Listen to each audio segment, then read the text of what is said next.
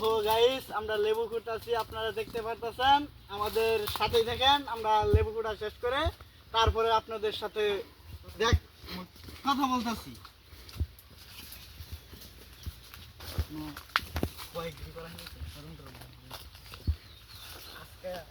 একদিন করলে তো স্মরণ করবো, কিন্তু কয়েকদিন এটা একটানা করা হলে আবার স্মরণ করে দেবো। ঠিক না ভাই?